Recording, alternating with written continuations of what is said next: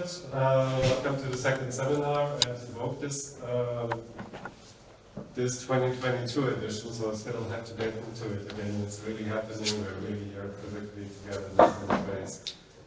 And it's also actually the first time that we're coming physically together after this whole Art of Coding initiative 2019. I think we spoke first time here about it. About the idea, and now today we want to just give you a very brief update, 5 to 7 minutes, where we are in different countries and where we might need help. Then the second part of the seminar will be, and then also shine a light on people who were inspired by the initiative. Okay, move over here. Yes. There's a camera, so welcome again. To the 2020 seminar. So this is like a 3-part seminar, and it's also a little bit of workshop discussion in the end, because we're really curious where your perspectives are at the moment, and also, first part is giving you a quick update where we are, where's like initiatives in different countries where we do need help. Second part is shining light on what people have inspired projects, curiosity, questioning. So Mr. Pat from Sanity will tell you a little bit about the art of hard coding, which is a fantastic project. So he will tell you more about it. So I stay away from talking what you hear in a second again. And Ronny and Kudrix will then lead into a conversation. Actually, what makes us come back again and again, what drives us, what motivates us, what's like the dark matter of the demo scene in that sense. And we lead from there into a conversation where we're going from here. I'm really excited to see you. This is like, it's been a special years if you're passionate by the scene, but also if you're driven by bringing people together. And so this initiative that started in 2019, we had like 3 successes in Germany, in Finland, and Poland. So there we are enlisted as national cultural heritage now, as immaterial national cultural heritage. Intangible. Immaterial is in German. Sure, immaterial is and we are like in final stages, semi-stages in France, in Denmark, in the Netherlands. There's also movement going on and off. The platform where we're always coordinating is like Discord, so hopefully you found a way over there over the different times, otherwise we will still put a beam slide on where you can find us. The main website is Demoscene Dark Matter, from where the link is also set to the Discord. So, Andreas, you also looked a little bit into the channels. Who am I? Tobias, Kopka, Melkor, since always like in the mindset of bringing people together, and Andreas. Yes, so the UNESCO procedure says that applications has to be firstly submitted to the national levels. And so, like Tobias said, it's meanwhile accepted in Finland, Germany, and Poland, and there are other applications coming. There's the Swiss initiative, and super important. and you already has had talks with the canton of Bern. You also have a federal system implemented in Switzerland, like in Germany has. And so you got positive feedback that the canton wants to support you, and so together with the canton of Bern you will now go on, and I think that's very good progress you already made. Then there's Netherlands. Dave, hello. you also made good progress. And if I remember right, you are very well in sync with the timeline, the Dutch timeline, that they are accepting submissions in October 2022. I have to call them back how the status is right now, but Looks promising. Yeah, so this is also very good. Then we have Denmark. They are also very well on their track, but their timeline is a little bit not in sync. They will only accept the next applications in 24. So. And the idea is, of course, to give it like 2 more years from here, from this Evoke, 2 more years, and then whatever countries we have successful, gather together, decide which is the leading country. Probably looking at Finland, because their local national culture is very influenced by the Demoscene, but Germans also express an interest. So we will see how that goes actually, because one country is then going first, and everybody and all the other countries can then join. Did we make any money out of it? No, so far no penny. So of course that's like, if it's for the scene, it has to be in this attitude. So that's not what's there. In one point in time, there was this idea of at least finding sponsors for travel things, going to the seminars, etc. Well, let's see. Now that the physical world is back, maybe that's coming back, but first we have to see the physical world. So that's happening on that thing. Where do we need help? So first of all, like organizational support, someone who's just, we usually have a monthly meetup on Discord, someone who has a mind space, because yeah, professionally I'm working in events. You know, the last 2 years in events were not really the walk in the park. So I'm now so fully self-employed, have a bunch of projects, and so someone who has the mind space just to ping people here, the meetup is happening again, helping on that end. That's already helpful, and putting the tweet out that it's happening. So this is like we have a monthly meetup. And the second thing, probably, which is tied to that, helping us a little bit in terms of communications on the website, towards the scene, and on social media. So that's things. And of course in countries, if you think you're in a country where it's already applied, then you can support other scenes. We have all the resources on the website, so I'm not repeating what we're telling over 3 years, but we can, of course, go into details later. We will be around for all the discussion later on, but I think something forgot? Only maybe 2 mentionings of very recent developments, very good developments which happens recently. One in Switzerland, so they got a grant, more than 3 million francs to research digital roots of their culture. So it's a national approach, and then there's another very interesting project which will start in October. It's a European network project funded by the COST program, which purposes to connect scientists all over Europe. And the title of this research project is also researching the grassroots of digital Europe. So it's a very similar approach in the Swiss approach. It's about digital grassroots. In both projects, the Demoscene is represented quite well. And so that will also deliver arguments for us in the future, which we can use to go. And last but not least, the whole thing about this is we keep the countries going, we keep the momentum going, we keep until we have like this international thing there. But we need, of course, because that project is already big enough, but that's opening the door, that whoever you can use the recognition. Our 4 aims, again, were more visibility for maybe the next generation to join. The second was helping organizers more to ease with fundraising or mitigating risks, something which is maybe after the pandemic or in the pandemic also a thing. You don't know how many people are going to show up, maybe a local city can support you, a region. Then third is, of course, preservation and recognition of the heritage and the culture. And the last, I forgot about. Those were 4. So that were 4, then it makes sense. I'm not sure. So that's I think for us. We talked more than 7 minutes.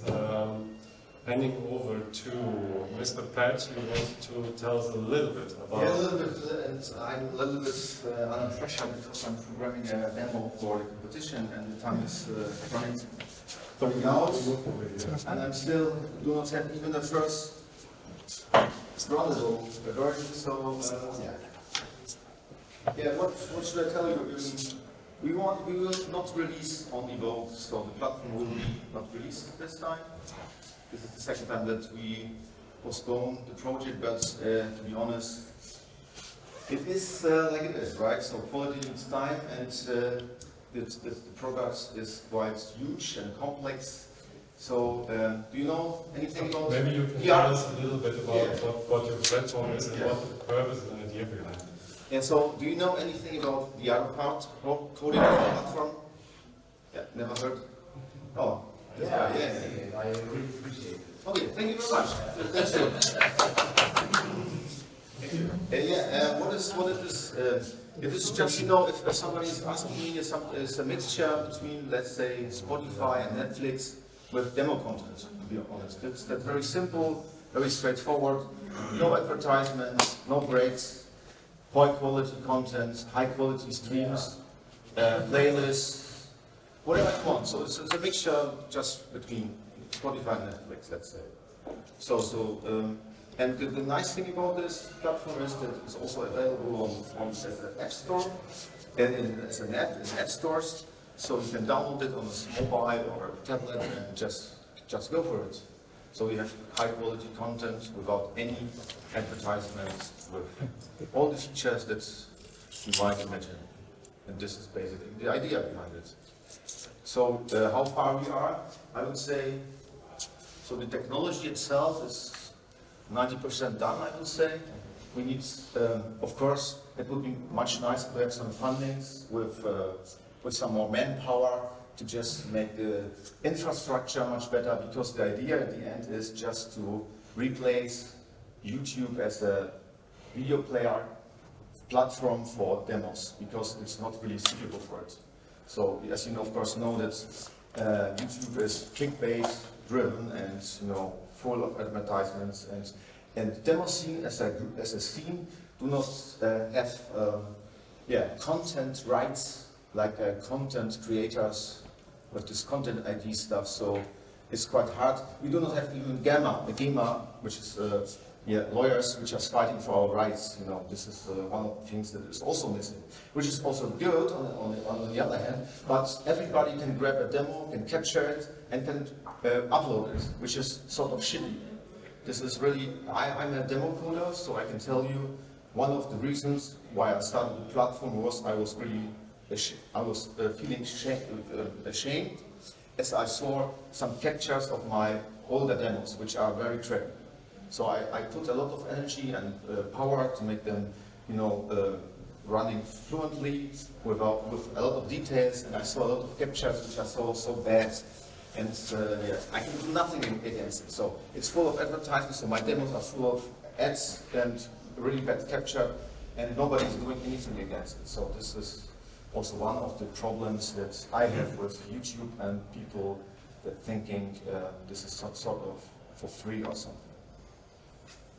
So you have a preview of the project already online? Of course. The search address? Yeah, so the address is theartofhardcoding.com. So you will also see a big demo from Einstein.net. So this is our small demo group, which is involved producing the platform. And this is all about dancing and the art of hard coding, I would say. So just be prepared for the competition. It is starting at, I think, 9 or something, 11? I don't know. So we will see. So I know the deadline to upload the demo is, I think, 6 p.m. So I have to hurry up. Any questions? Yeah. If you host a lot of video files, this could get quite expensive. Of course. Yeah, this is why we are sort of working together to get some fundings. You know, it's all about fundings, and it's also about culture. So I think, you know, having high quality culture, of course, you need money for it, right? So it's impossible to say just, you know, culture and some freaks will do it for free, maybe, I don't know, this is not what I'm having an idea of, and yeah, we'll see. So what we also want to do is donations, so you can also get a member platform. So just, you know, putting some €5 on the platform will help us also to improve the quality, to make the content better, and to improve, yeah, to develop it further and further. So, and maybe some bigger sponsors are coming in sometimes, I don't know, we will see. So it would be very nice, of course, the bigger things, chunks of work, or let's say spendings will be, of course, yeah, the infrastructure, let's say, yeah, traffic and, you know, uploading, so the cost of servers and all this stuff. So this is one of the bigger chunks of the money that we need to make it really high end and really high quality. Or looking for partners who have access to traffic and would like to host or help those things. Yeah, this is the trailer of the platform. That's good. So it's starting with the trailer. So the trailer is also explaining a little bit the platform. So what is Demoscene? Most people do not even know what Demoscene is. So this is also one of the problems that I have with yeah, this bad marketing of the Demoscene, let's say. Yeah, maybe also last words on your intention. You're also adding text to it, right? So there's not only not video, but yeah, we will try to put as much information as we can get. So of course it's not really finished, but we want to also make yes, file IDs and also, you know, we will even allow the creators to put some additional information, for example, like what was happening as I was releasing some special stories, you know, some background stories to make it even more, let's say, yeah, fancy. And we will also make some interviews with creators to put also the faces behind the demo makers in France. So we want to make it a little bit more like like a documentary, like an archive for Demosceners and demos. So this is all. So do you have, if you write the texts, whom do you have in mind who should read the text? Because it's important to know whom to approach with the text. Seniors or others? No, we try to make the texts, yeah, let's say technically as low as possible. So if I start writing texts, nobody will understand it for sure. So I try to give, this is a woman, this is a very nice woman, she was, yeah, what was I'm giving the technical background for it, and I'm checking it or rechecking it, and telling, you know, some background information to have this complete story of how demos are created or how this demo scene started. Because I know some backgrounds, you know, Ronny knows me also. So I started, I think, 40 years ago programming demos, so I'm quite into it, let's say. Yeah. I think there was a second question in the back. Why is that gone? It was more of a joke, like, why are you coding a demo right now? Why not? Yeah, like, go good, the demo. Yeah, sure. If there is no arbitration, I will. So, and we prepared. So, I think 6 hours ago, I just thought I will give up. It's impossible to make it really cool, and it is too complex. But then 3 hours later, I just thought, wow, my brain. This machine is unbelievable. I sometimes, just thinking, being there, it's enough to make some good stuff. So, and this is also the story about demos. Demos are, sort of, producing creativity, also self-consciousness. Just making mathematics and algorithms and formulas gives you a good feeling, and it makes you happy. Let's say. So I think that's perfect, those questions. So, because it's also perfectly leading over to actually what motivates us, what drives us. So so first please give a...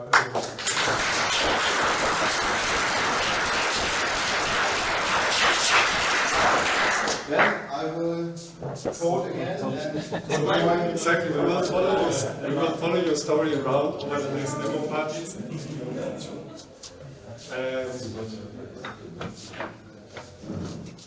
Now we go on to conversational or workshop-ish part. And maybe like a minute or two. Awesome. Das was eins. Okay. So. Oh wow, we have full room, that's really cool. So welcome André, Kudra, Kudrix, and Ronny from Uproach, and doing a lot of things in the scene for many years. So happy to have you. Absolutely, our pleasure. So maybe let's start off what we are doing now here. We are intending to make this interactive, but have a little bit of a primer of what's going on and why we came to being a part of this seminar. So actually, maybe I have a couple of slides which I may want to show, some I may not want to show, but let's maybe start with the last one first. This whole thing here is a complete co-production of people getting engaged in art of coding and basically having contributed to what we basically come out of here. So maybe quick words of introduction for ourselves. My name is André Kudra, Kudrix as a scene name, and I'm not a Demoscener from the old times. I have basically come into the scene only in 2015. So I was some kind of a child of the generation C64 and obviously got involved. But later on I identified I missed out big time in the old days, and since I got to know Revision in 2015, I'm basically a steady visitor of demo parties. And I completely got hooked. And why this is so, we may want to go more into in the seminar and also discuss with you. And Ronny, maybe you want to also introduce yourself? Yeah, so I'm Ronny of Uproach.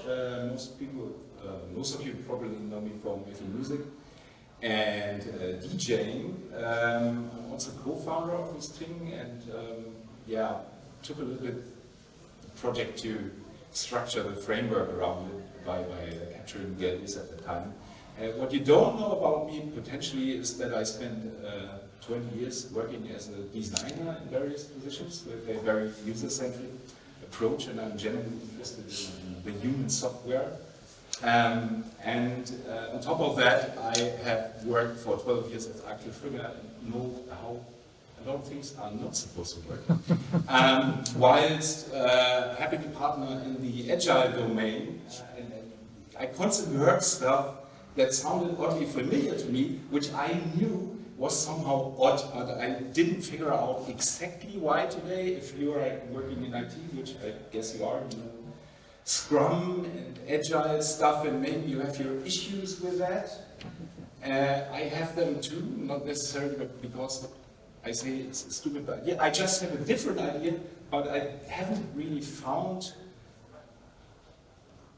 it like the core that's different. I just have the impression that we know how agility works, and there is something to learn from us as a culture, which is why I pestered him to think more about the culture that actually runs all this, to just have a discussion and talk about it and learn something.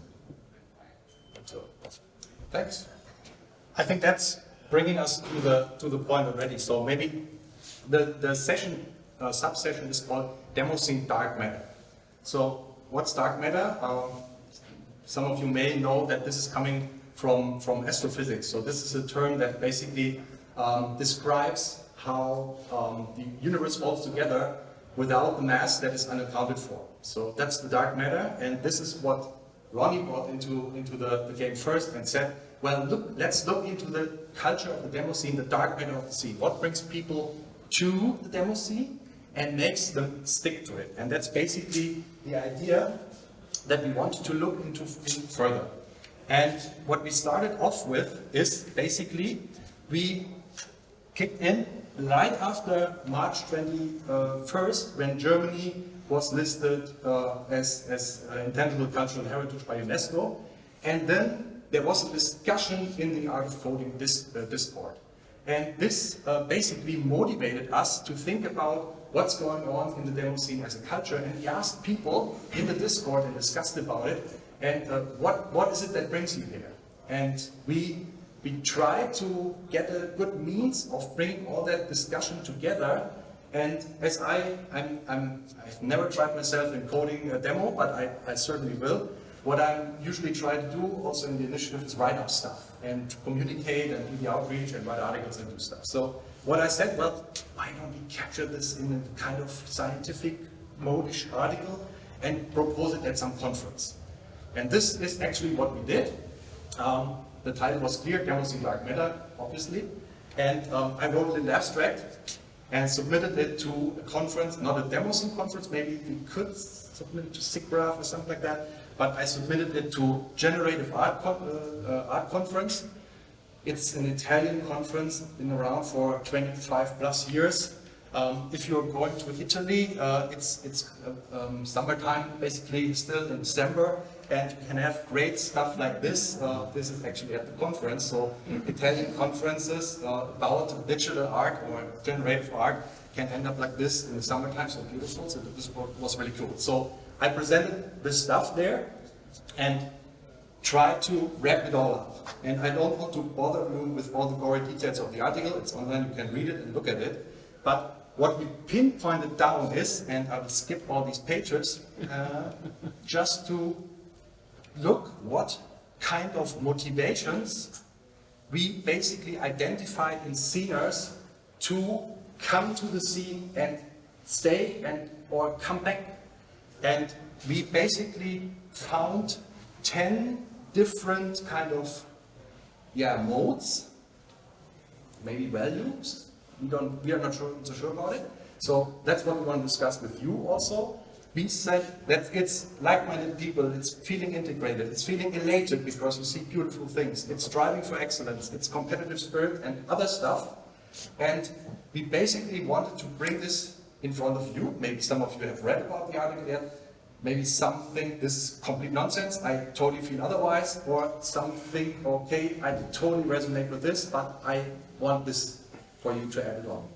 And this is exactly the statement I want to basically put as an input for you, as a little primer, and now get into a more interactive discussion, what you think about all this stuff, and why are you here, and why are you coming always back? Even though the scene has been declared dead, basically, thousands of times. Yeah, what made you stay? Why are you here? Yeah, I'm new, kind of. You're new. Yeah. So What made you come? yeah, the creative part and the soft-minded people. Okay. I'm trying to.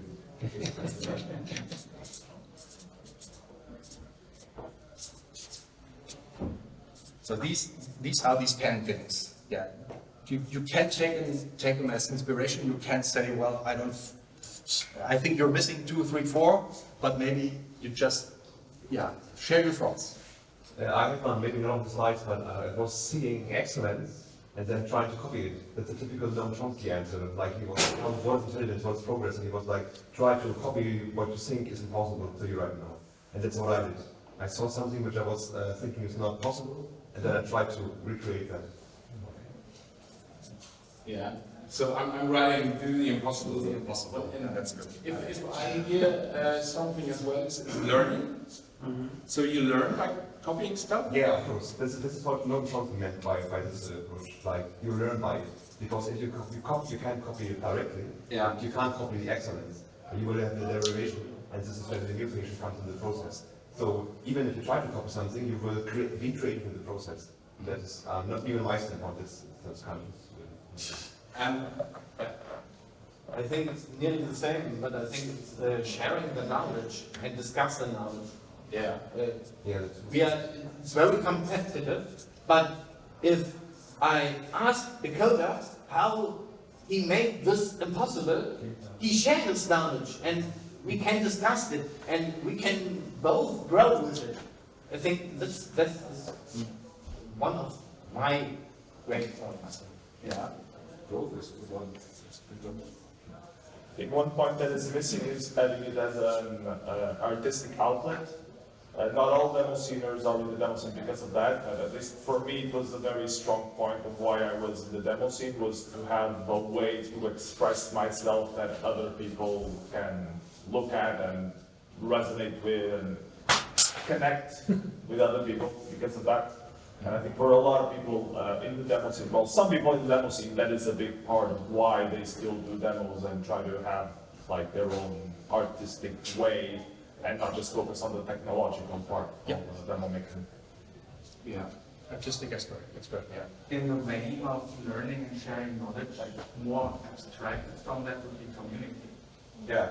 I mean, I remember when I went to my first Demoscene party, I was 13 or 14 at the time, and I just saw the demo on the big screen and looked up at the crew that did that and asked them how you did this, and they explained. Totally with disregard of how old the person was that asked them that question, whether or not they knew them. Yeah. And like 13, 14-year-old me thought, wow, this is what it's going to be like growing up. I see something, I can just ask somebody and they will explain. Turns out that was not. But then again, later I found the same spirit in the open source community. Yeah. I think, to put this in other words, one of the good things is that you can build social rapport with people through something non-personal driven, non-personality driven, like through an objective subject. So, I sum that up, keep that in the community? It keeps the community in support, yeah.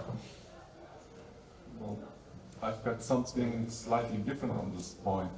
For me, it is, I need to state that when I'm doing demo, I'm doing it on embedded systems or retro systems, so something with limitation. Why this is important, I will come to know. For me, it is releasing my inner child and just playing as a child plays without having those strict rules.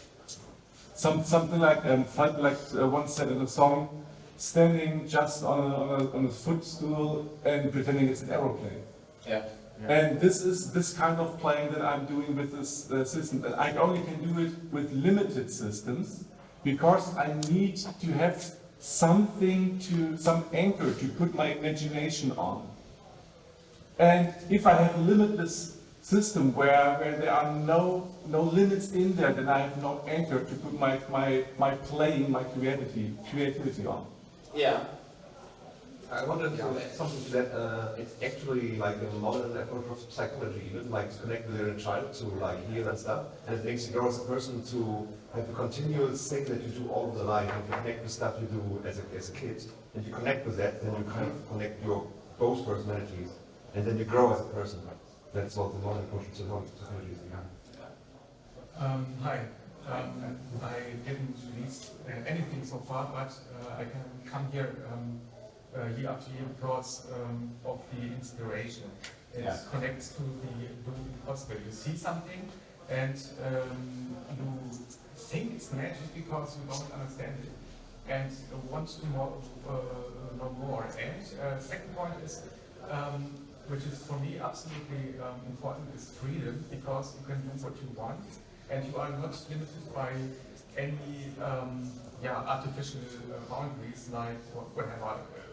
Some social stuff or politics or whatever. It's pure freedom. You can do what you want, and it connects to the express yourself, and that's what fascinates me and why I come again and again.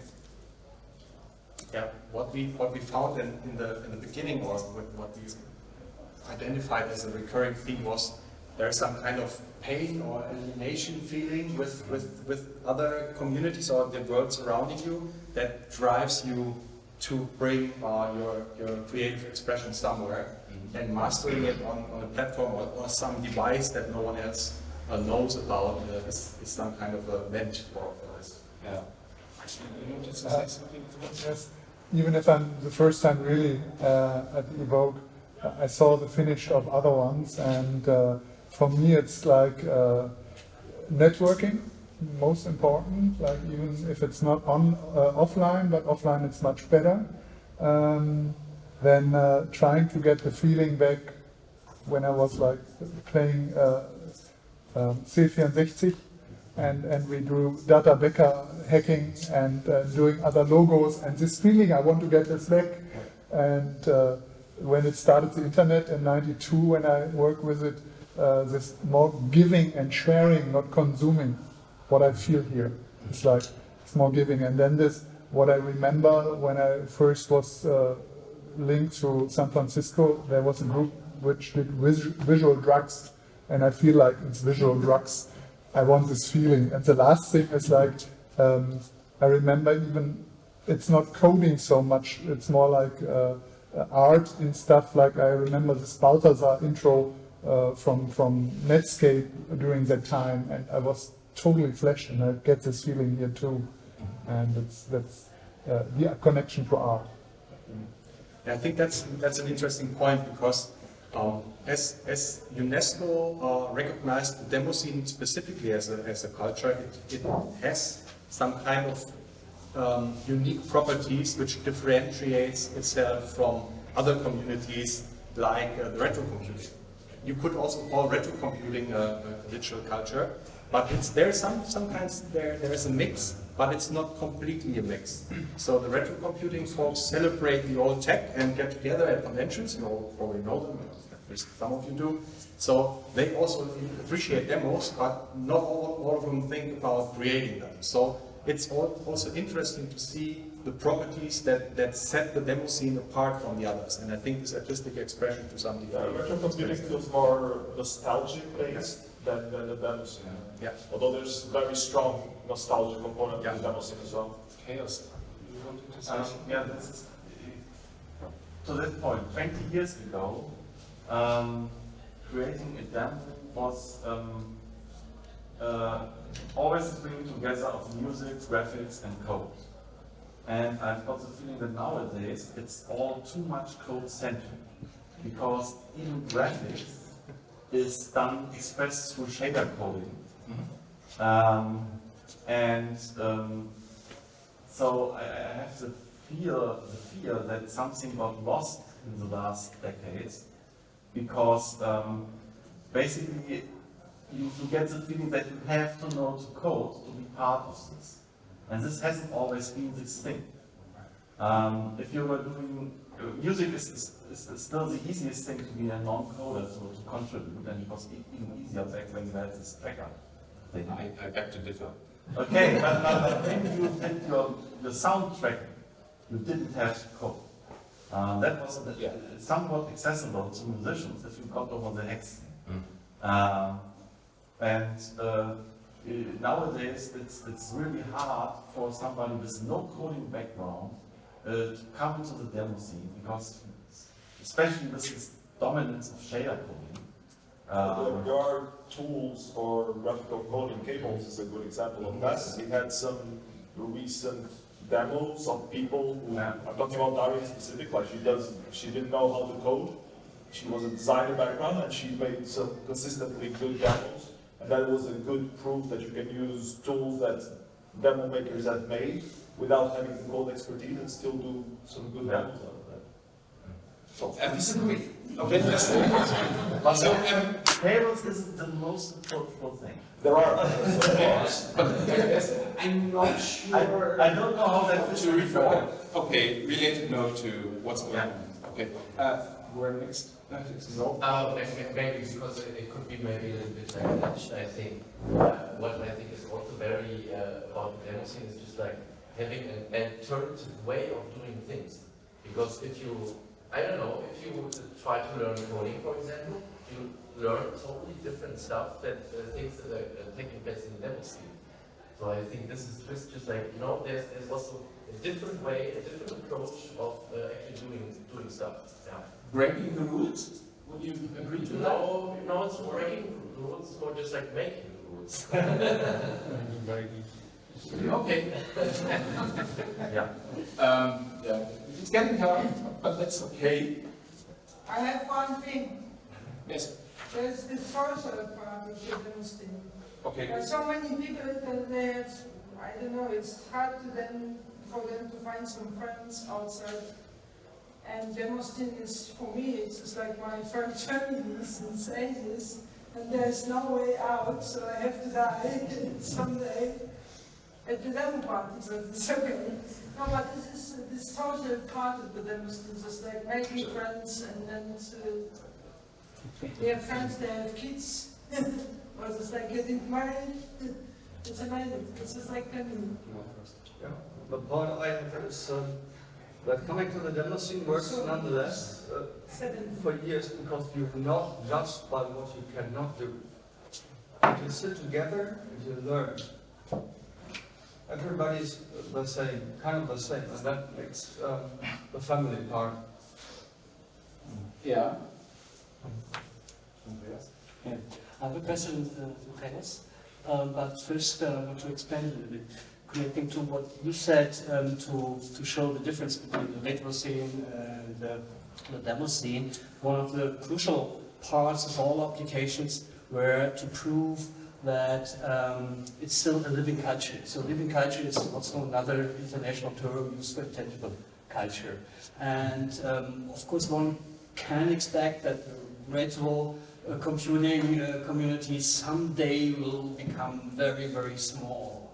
And what we focus in the applications is that the Demoscene was able to be flexible enough to adapt to this technical development. I'm in no way saying we should go back to some old school rules. I'm just saying by making everything code focused, by calling it the art of code. Don't change the name. It's just a trend that we are not attracting people who do not want to code in the way we could. If we look. Okay. I see that the coolest thing in recent Demoscene are things like showdown competitions and all this kind of stuff. I see how powerful this way of doing demos, and I'm just afraid that the people who want to do like 3D modeling or very important things, they are not attracted by the Demoscene, and I see this also as an outreach thing. Because first, they don't need us anymore. When we were doing 3D graphics on an Amiga, you needed to be in a demo room to do real-time computer graphics. That's over. So yeah, that's my I'm afraid we leave a lot of potential people who would be great here and would bring something into the demo scene, so that not every competition is another shader show. Yeah. I understand. No, comes my question. Okay. My question is, one question. Do you think that because of this change you just described, that the core of the Demoscene culture also has changed, or is it still the same thing that it used to be, and that all the values and aspects which that you are pointing out are still intact? Absolutely. Still, okay. Absolutely. Right. This is I'm just hearing that we are missing part of the people we need to create, specifically the PC demo competition, to back where it belongs, and not having all the cool stuff in the size coding and any. I love this cool stuff in the size. Well, you know what it takes. I've been there, done that. It's just, I'm afraid that we are too focused on this code aspect. For me, Demoscene was always bringing it together of the three aspects. Okay, I just want to interrupt you. I think to add the community aspect, we've also got some very strong, perhaps forced memes in the community, and also long-lasting memes in the community going on, like, well, take the evil bot, for example, with the revision, or space pigs. Also, some kind of long-lasting memes that go around and keeps community, well, somehow bounded. Because there's some common topic to talk about, to disagree upon, the artistic style, like stroboholics, perhaps. You had your hand up as well. Yeah, I have multiple things I've been thinking on. For example, my boyfriend, I brought him with to Evoke some years ago, before Corona and all, and he didn't particularly like it, but he is in the art and he likes creativity, he liked the compass, but everything being so coding focused put him off as well, because he is not typically an IT person, but he is, as I would say, he is my boyfriend, he's like-minded like us, like he talked with the people, he enjoyed to stay, but it was like, I can't connect to this because it's just coding. So he missed this connection, so instead of just asking what makes people stay, just ask. I mean, it's hard to find people that didn't stay, of course. They are not in the Discord, you cannot ask them. But I would try to make an extra effort to see, do you know somebody who came to Evoke or Vision or somewhere and didn't come back, who didn't like it, and ask them what didn't make them return? I would think that's a very important light to shine on as well. And Good, absolutely. the second point that, because I just want to say, like-minded people, I wouldn't actually so much agree upon, because I think the Demoscene in itself has very strong opinions on so many different things. I would just put it on security, because even though we don't agree on so many things, because some like Amiga, some like whatever, it's still, I don't feel threatened by anybody. I feel still secure, but I don't think I'm like-minded anybody. It's not to be rude, but I talk to anybody.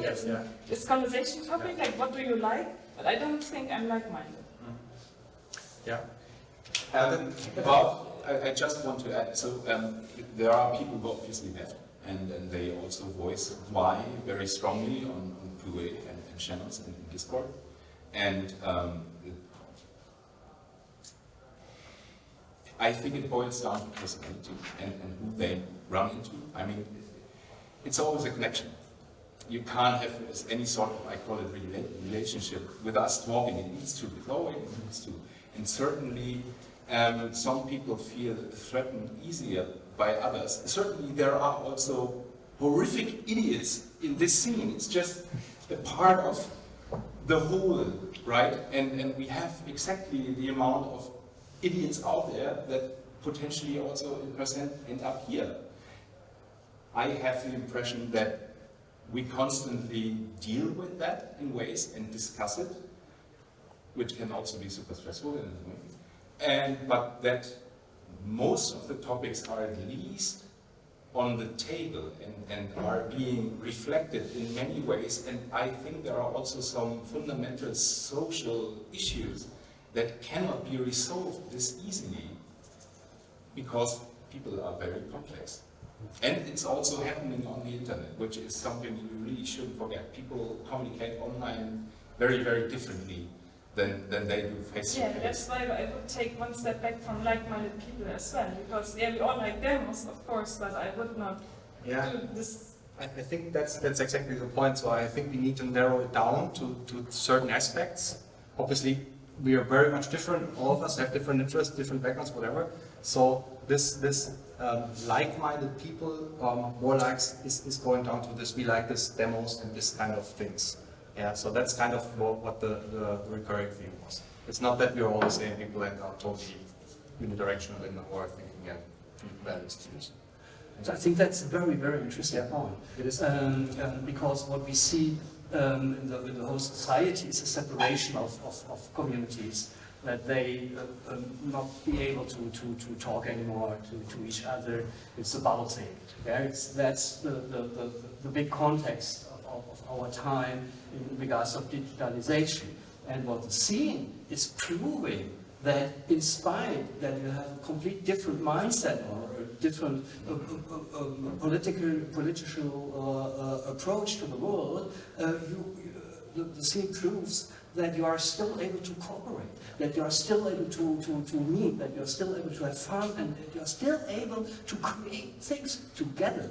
And so this is a really, really strong argument for the Demoscene culture, especially in regards of our times and the digitalization which is going on and which will go. And there is certainly much more to learn. Some people are going into more scientific work about that. I think DipSwitch is currently trying to get funded on studying the social part of re-digitalization, which also leads into the entire development versus the social realm and how did computers feed into that. And at that point, there would be some data to use to actually make comparisons that are also fair, because I think a lot of assessments we have are based on subject impressions and biases also as well. We are all Dunning-Krugering around to some degree in some area in our life for various reasons at different kind of levels depending on our situation. So our assessment is always subjective, and I'm really interested in learning more about all this, and I'm really missing one thing here. Demos. If you ask anyone what's the demo scene about, what's your first answer? Fun. Beer? Demos or coding. What I'm reading here, the ratio, I basically, blue is people part and red is like where it gets more into the technical stuff. What's the demo scene about? It's all movies. To me, it's about people. I wouldn't come here if the agenda was just taking a chair and watch demos on a big screen. That's totally not it. It defies the entire thing. And I think it's also our duty, now that we are somehow recognized as being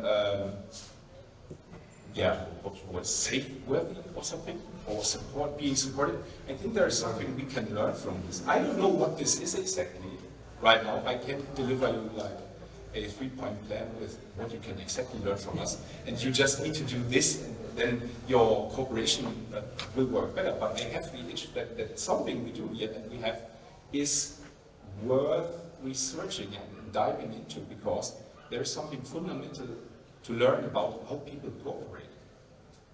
And that, I think, is most important. For example, other subcultures or organizations who are struggling with transformation and change and all this stuff. We've been going through so much change during the last 30-something years. And we are still here, despite what Gagai brought on the table, despite the scene is there, or no more C64, yeah, go figure.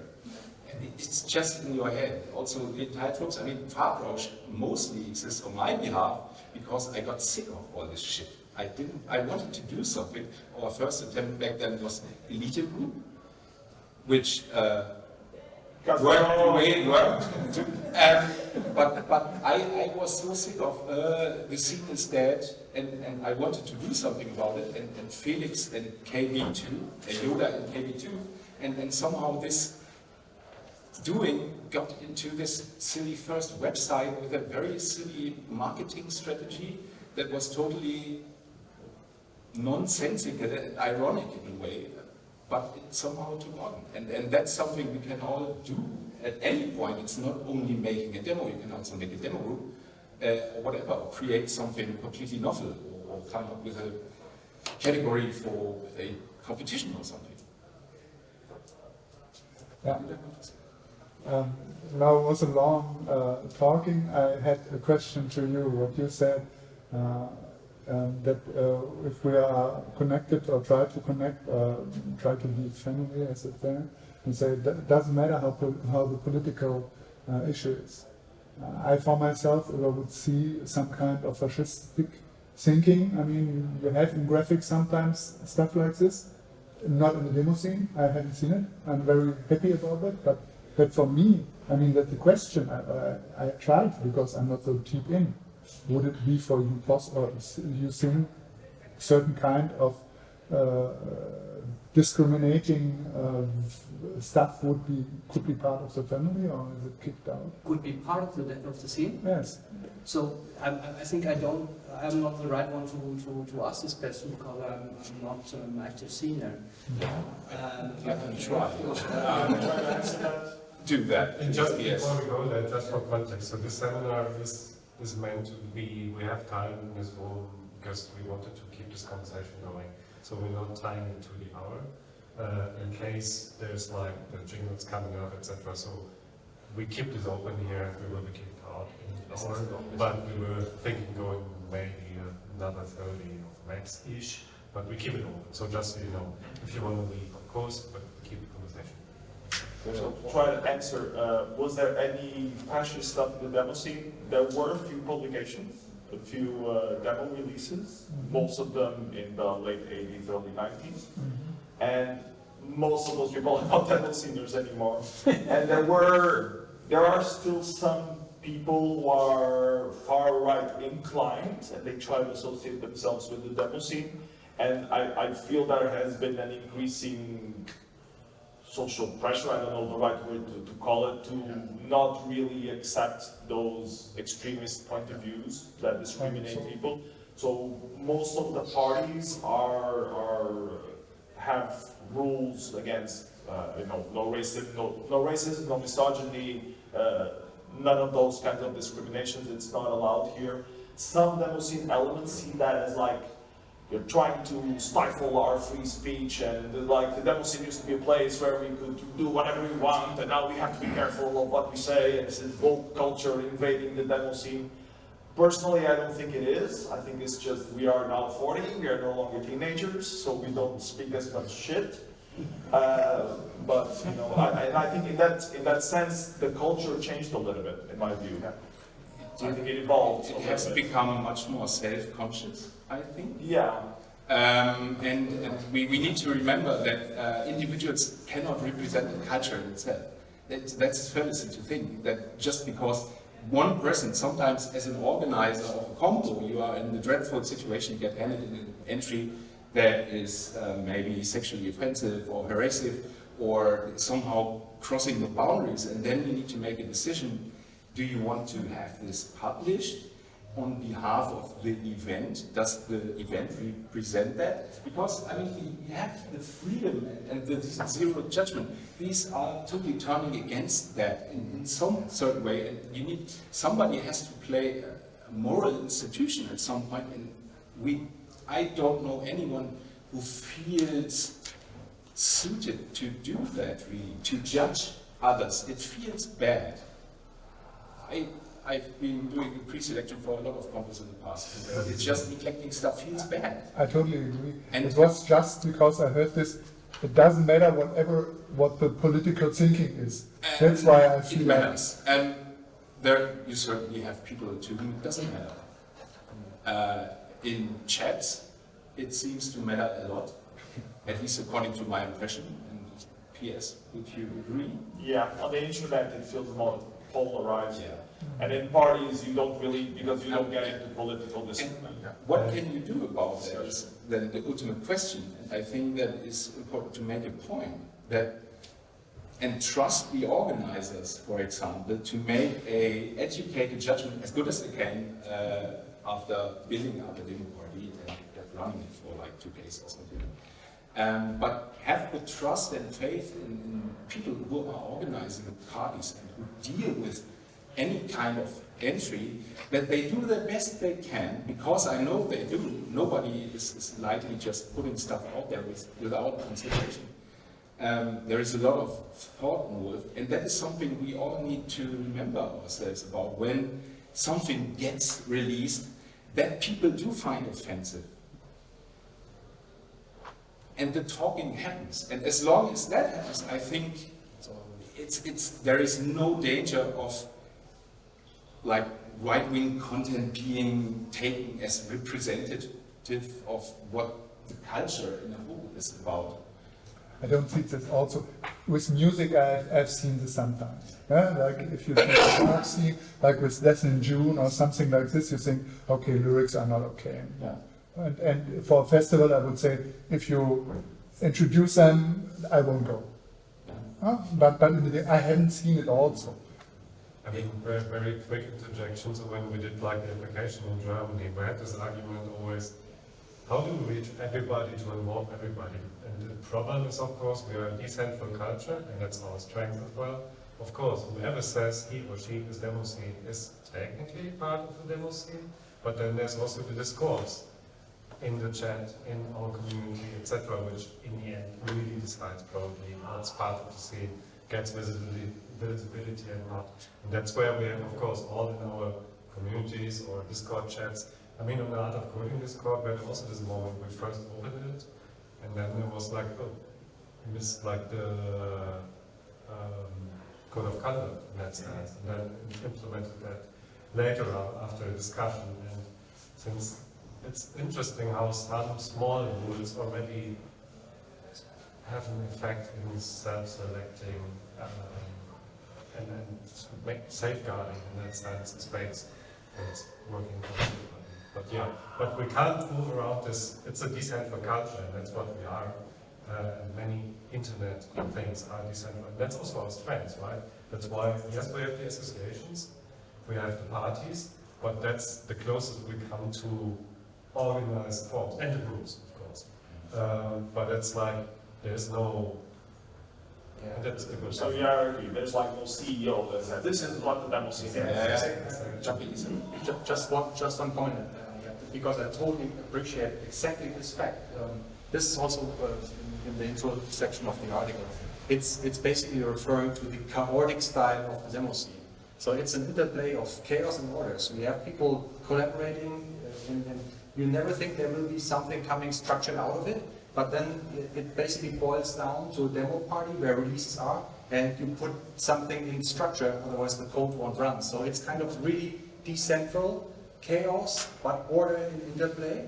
And also the documentation is very orderly, otherwise platforms like Demoscene wouldn't work. So having a stream of really chaotic interaction coming into something that really is structured is really cool to experience, actually. So. It's one point that I wanted to mention is the soft skills that you get by being a member of the Demoscene, learning to follow deadlines, interact with other people, and you learn that by doing it, not someone explaining to you, this is the Scrum method, you need to do this, you need to do that. You just do it because you have to, because the deadline is here, and you learn with your mistakes, and you naturally evolve the process and knowing how to deal with other people. And this is a very valuable skill. A lot of companies recruit people. You're from the Demoscene, I want to recruit you because I know if you bother to make a decent production, you know how to talk with other team members, you know at some degree, you know how to do these things and get the job done, and you are passionate for something. And this is, I think, a very good selling point of the Demoscene, is that it brings you these soft skills that are important if you want to secure a job in whatever your dream job is. Depending on the type of personality, I organize competitions, so I see this mostly from what is expressed in the demos themselves, how the people interact on Discord or something. And I think we have to acknowledge, especially in the past, but even today, we have problems with objectification of women in demos, just dragons and tits stuff. We have some problems with cultural appropriation. But they also and we have problems with, it is much better.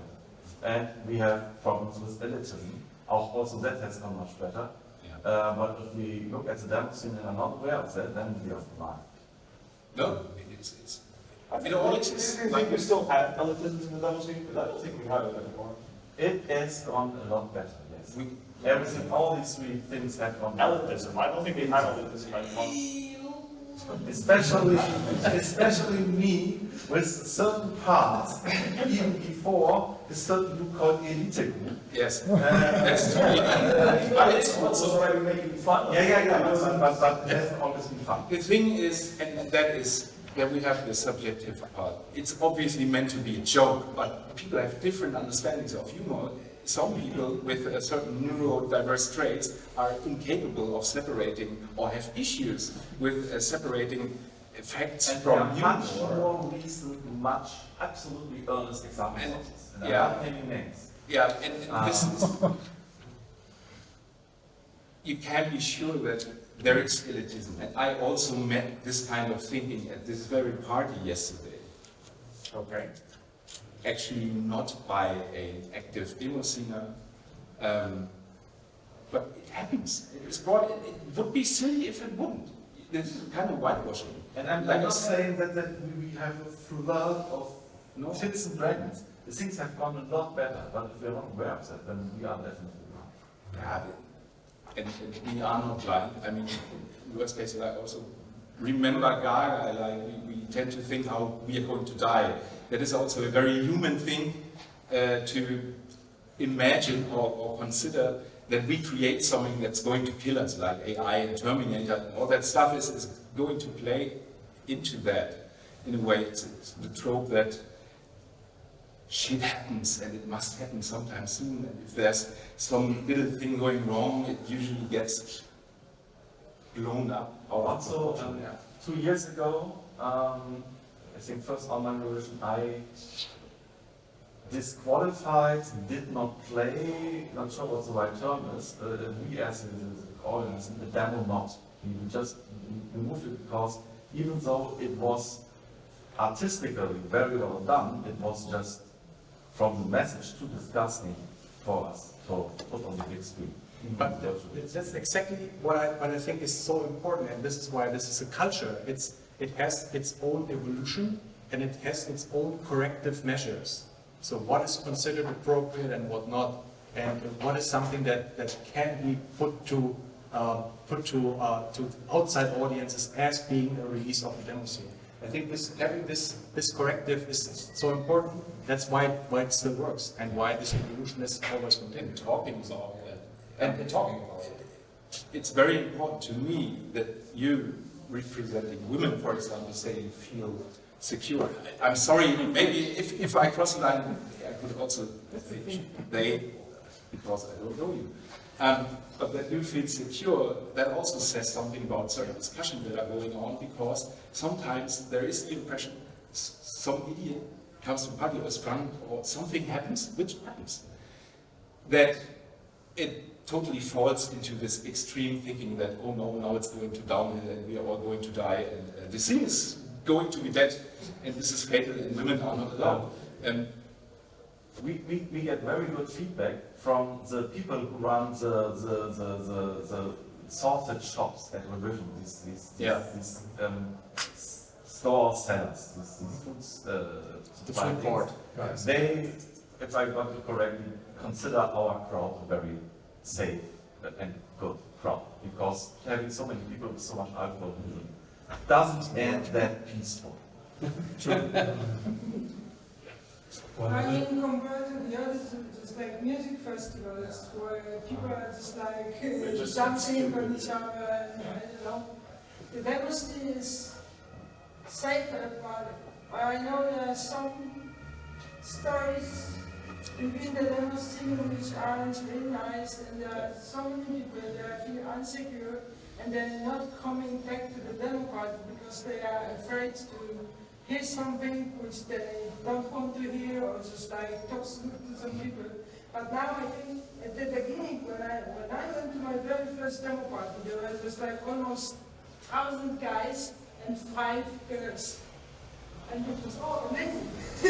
Now, 17 years later, we have just like 50 female Demosceners, which is not so good, but it's better than back in the days.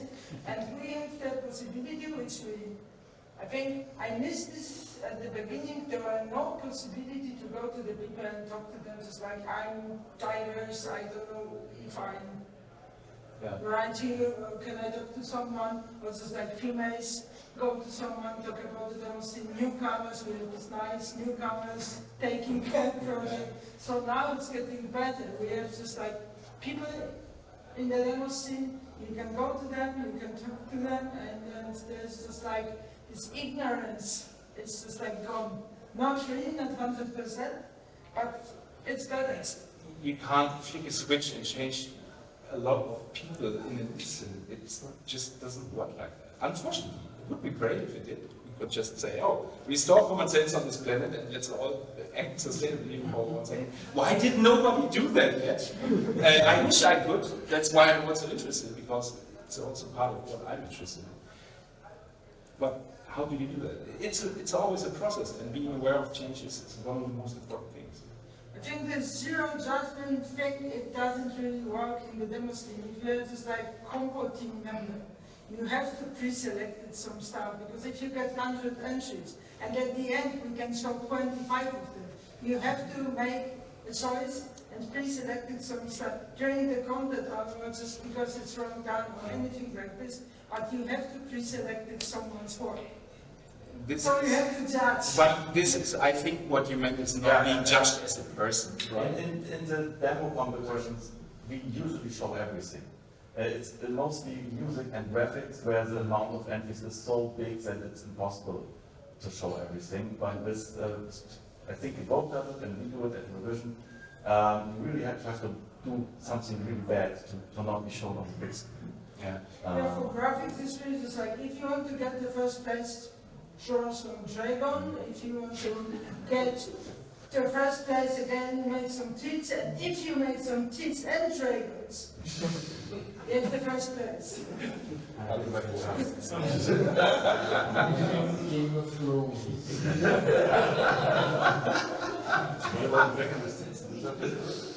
I think something we've got is about this respect for each other as some kind of clue, because we know how hard it is to produce a demo or some art or some music, and thus we respect each other because everybody has some kind of specialty and can do something, and we know it.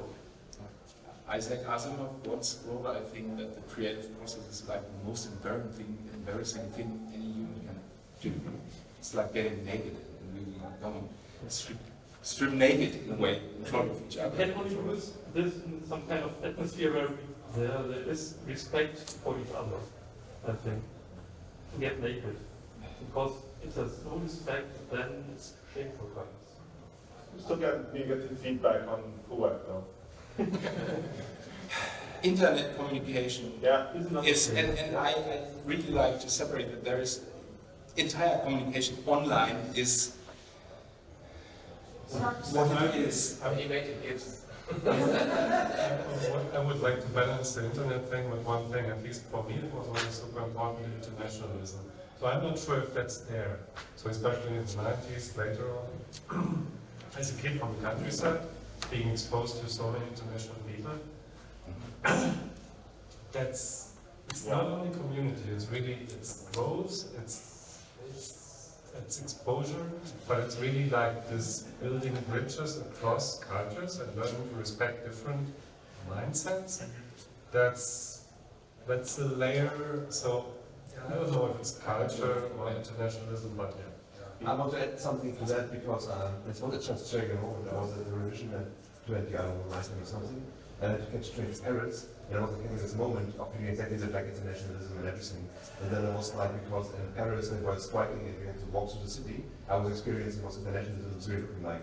So we have no people of color here, we have no women, we have no, I don't know, black people or colored people. So I realized, oh wait, now I'm in the real big world, and so this is like some kind of very special selection. Like we feel it's better than like being from a village or being from town, and we open up and we are aware and willing to do that. But the real world has another distribution of people of color, of states, and the diversity. It's different. And that's because I was crashed in the park, I slept in the train, woke up in Paris, so for me it was like, and then I was walking through Paris and I was like, oh wait, this is different than I had thought, like, and I was leaving with a good feeling in that room, and I was waking up to reality, and I was, okay, so this was, it was empty. It's like people can afford the demo party, they are mostly white, they are, you know, all these things. So just like Klaus just said, if we don't see that, we are blind, because it feels good and we are open and we are willing to do that, but it's not the real work. We have to grow even more in these areas. But exactly to encourage that diversity, I think is our challenge. Getting new people in and get them from any type of direction. I think this is kind of what we need to accomplish at some point. That's also what you mentioned. It's to coding centric. It's more broad, and we need to be.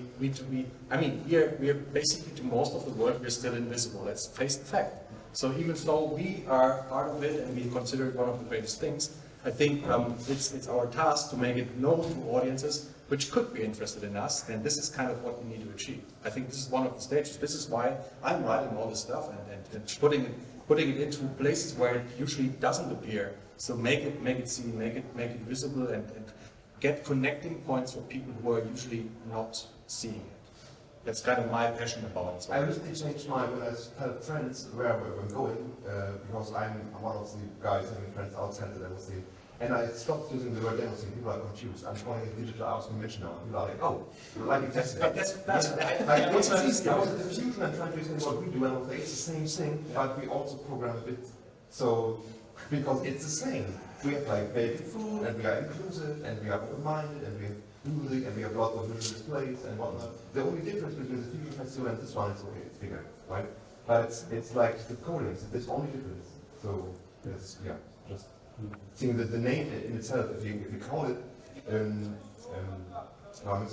digital art convention, then people are like understanding what that is, and they are maybe more open to come. Because the demo is like critics and whatever. I totally like exactly this point. So two things.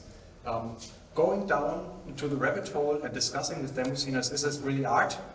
So this is a total rabbit hole. I try to avoid it, so I usually circumvent it by artistic expression with means of code or something like that. And the other thing is it's about demonstrating, but it's about demonstrating skills and what a machine, a particular platform can do. That's the demonstrating part of it. But semantics out there is like the politics progress. I totally agree, but then actually we have to, and this is one of the takeaways I have taken out of this thing here as well, is we need this primer for people outside. Have this elevator pitch thing that sets it into the right angle with 3 sentences. I want to ask you, is it about making Demoscene? Really? Like, this is kind of, it since then you asked what the Demoscene is about, I totally revert to, it's kind of a music video thing that renders graphics in real time. No, you cannot compare music video. Music video is a vehicle of marketing to sell the music of an artist, or whatever the label deems to be an artist. That is a piece of purpose to sell something. It is a marketing vehicle. In some terms, if you're Chris Cunningham, you also want to make art about it. But that's about it, and I don't think that is comparable. The issue I have, I can't explain in short terms what exactly a demo is. And I think that this is part of why I'm interested in all this, is learning what exactly is a demo and how can I explain that to people. Because throughout all my life, I feel I've done my most important work in this cultural context. Whenever I go into a job application, for example, I feel shitty because, oh, now you have to explain. Holy shit!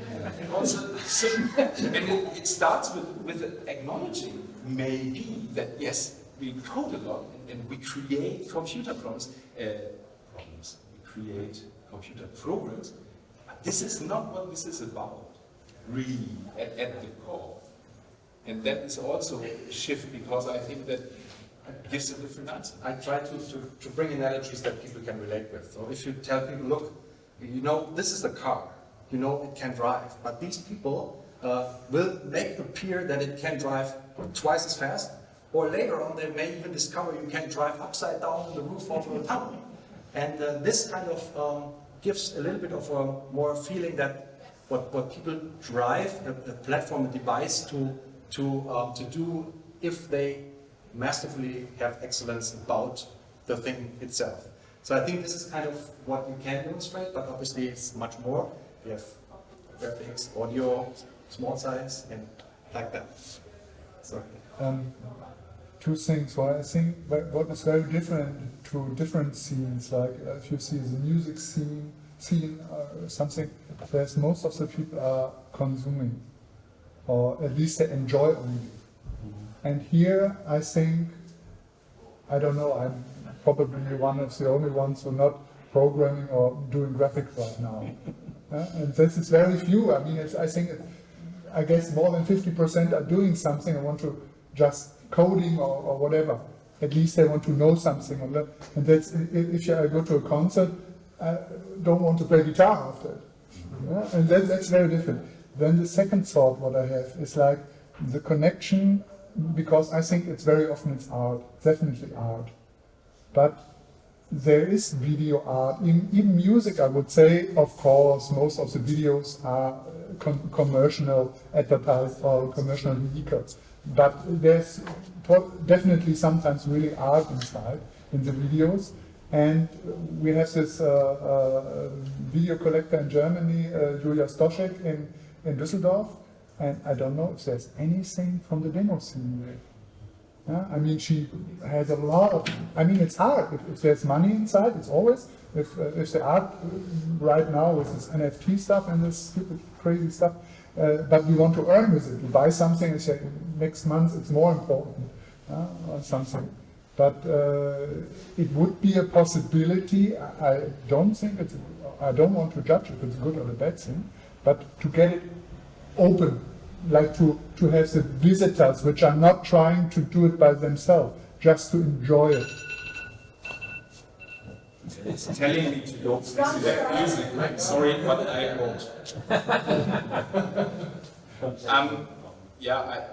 That would be a super huge rabbit hole right now to explore. Like, what is art? I have a very revolting opinion about that I could bother with. Bothering with for 15 minutes. The recent episode and your videos show exactly what you mean. I was like, because I was connected with musicians and I'm trying to explain it to the Demosceners again. And we were like, some videos and music, and I showed some demos like New World to whatever the developer was, New World Rates and stuff like that, and demos and whatever. And it shows me like the work videos, and we see from the visual audio side, besides being not real time, it's the same. There's excellent DJ artists who don't care about real time, but they are very proficient to use their tools to create something and look at the new aesthetics to a video and see that's a demo. If it's not a demo, then then get a computer that's just fast enough to do it live. Then they have a demo.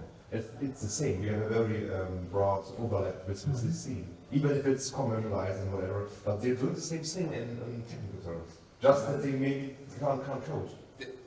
A particularity of the demo scene is that you kind of need to know how to make demos to fully appreciate them, to know like because it's hard to explain the technical limitations of why you're using the copper on the Amiga to do this special trickery shit. And if you are coding in Amiga, you suddenly appreciate a lot more when you see a fancy trick, which people who don't know what the demo scene is look at it as like, yeah, raster bars moving.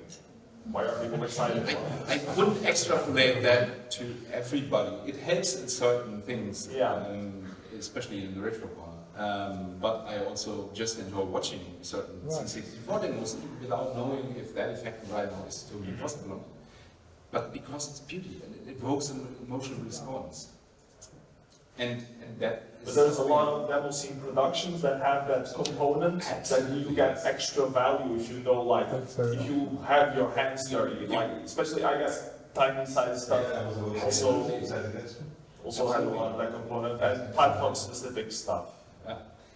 Maybe something in addition to this, I very often see people who just like have this kind of insecurity. Is this cool or not? Because I don't have enough competence to judge if it's cool or not. So maybe this could be also an aspect, just like what you said. I mean, this one is like, I don't know, they make some music and so on, but then you make this music on this tiny chip and so on, and I often feel this sort of insecurity, just like, I really cannot tell if this is cool or not, because I just don't have a clue of the technical. We can't even count substitutions. I can't just use it for that. And then people can ask, and that's so cool that someone can explain it. I'd like to add something. So my former girlfriend, she was like, I make music and she didn't want to listen to it because she doesn't have a professional opinion. And I was like, no, I don't want to give me an exact recession of what I need there. I want to not do that. And that's kind of all. And you can still like a C64 BB stuff thing for the melody and the sound, even if you don't understand how it's made or if it's a special thing. Likewise, I can also think something that is totally impossible technically. I can think it sucks. Yeah. Likewise. Yeah, to me, a lot of the times. It happens to me a lot of the time. Yeah. When it's like impressive, like the technical side of people, it looks like shit. I have to agree because it's so tiny. It's the same with a lot of art, I think. If you go in a museum and you see something from a group and or music, he is like responding on an old stuff, and like you hear it in hard rock, but you like it. You don't know the old stuff, but you can like the new stuff. And like art is always, I don't want to say repeating, but it's eine Reminiscence on the old stuff. Very often. And if you see like Picasso, for example, you know he can really draw. If you like his new stuff, you like it. If you don't like it, you don't like it. You can enjoy it, or it's not necessary to be very known. If you have the knowledge, it's mostly more. Then that's what I think in coding. If you really know what they're doing and you know it's not a video, it's right now running. I think for painting it also applies. Like you can see, oh, painting is beautiful or not, but if you are a painter yourself, you can see some details that you're like, how the hell did the guy do this? This is like mind blowing. And you know maybe the history, why he did this. Yeah. I think it's important if we are trying to explain the Demoscene to people outside the Demoscene. It would be nice to split the definition of the Demoscene itself and the definition of the demo.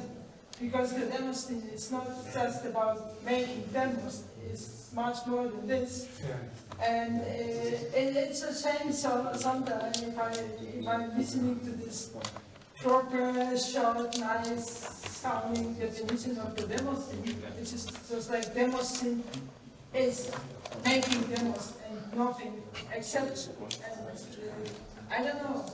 I think we should just like start to talk about the people, which is Demoscene, and then bring this nice definition of the demo itself. Because there are two different things, and I think. Maybe this is the answer. What Demoscene is, it's about feedback. I think it's perfect feedback.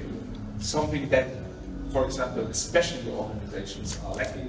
This is, I come here, I have something, I get instant feedback in the combo. Where else do you get that other than your paid artist? If you're trying to explain the Demoscene through the demo itself, you're just like forgetting the graphics, the musicians, all the people who are just like making all of this stuff. And it's just like, Demoscene is a demo, and the demo is this and that, and you have to program something. This is just like what the people get at the end. And what which they do. Is not true. What they do, yeah. But it's also about competing, and not necessarily only in code. I mean, like pictures and I know, it's just like for people outside.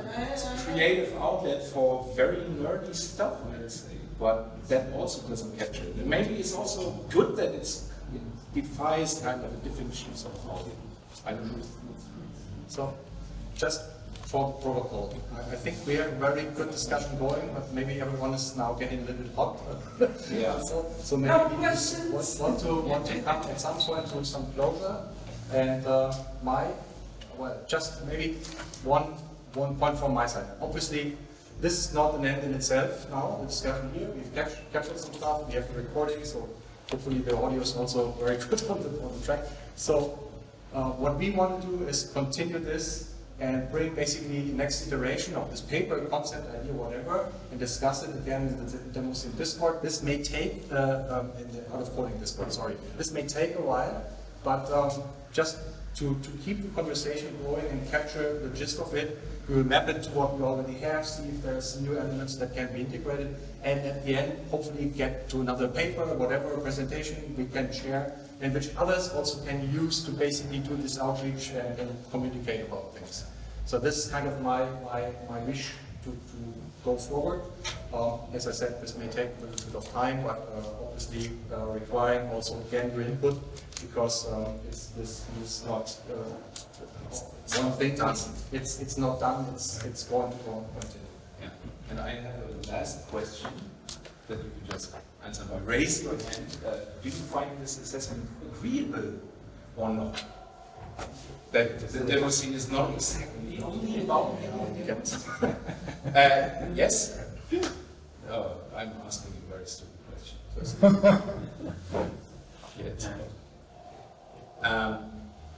So everybody who didn't raise their hand is not agreeing. I would like to answer. Yes, yes. I'm coming from the outside, completely. I have never heard about Demoscene before. I have to write about it, and I wanted to know what it is. What I'm really surprised is about how much it is communication. I didn't expect that. I expected nerds to sit at the computer and don't talk to each other. And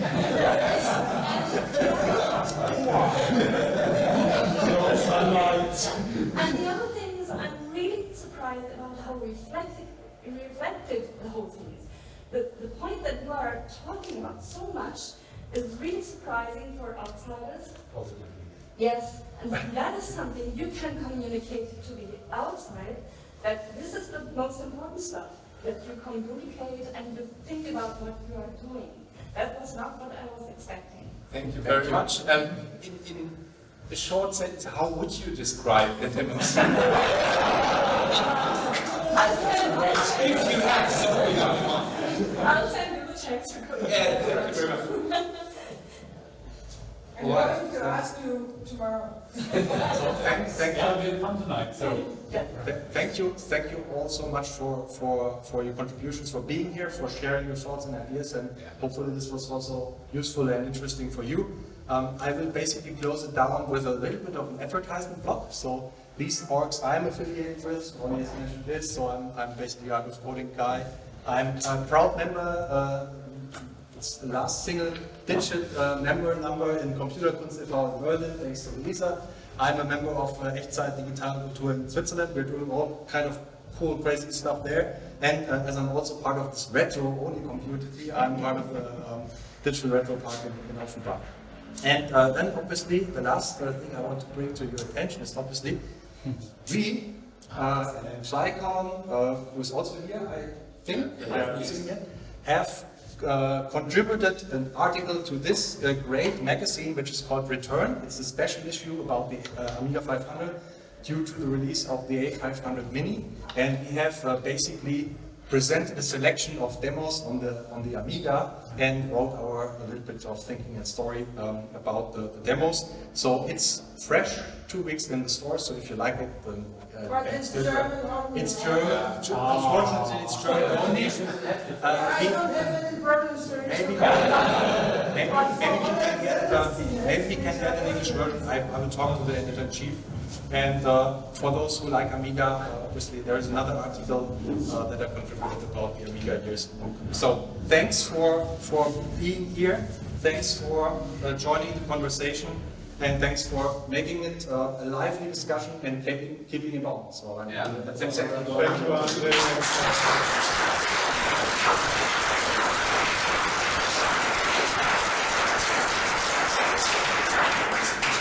Last word from my side. Thank you also for this whole session, for this discussion.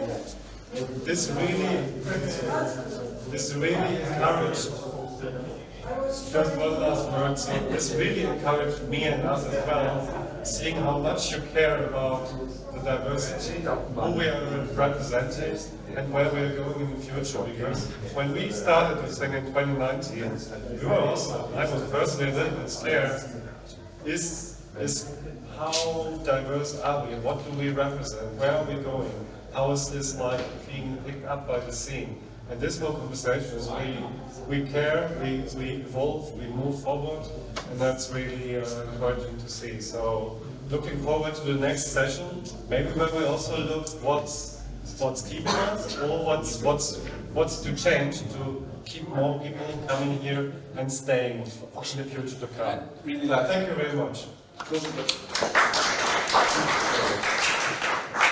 Check the Discord. If anything comes up, like the nature of creative thoughts, just have in 2 days under the shower, and you feel like, oh, I want to share with someone, join the Discord and do so. I will find Discord. Yeah. Discord, right?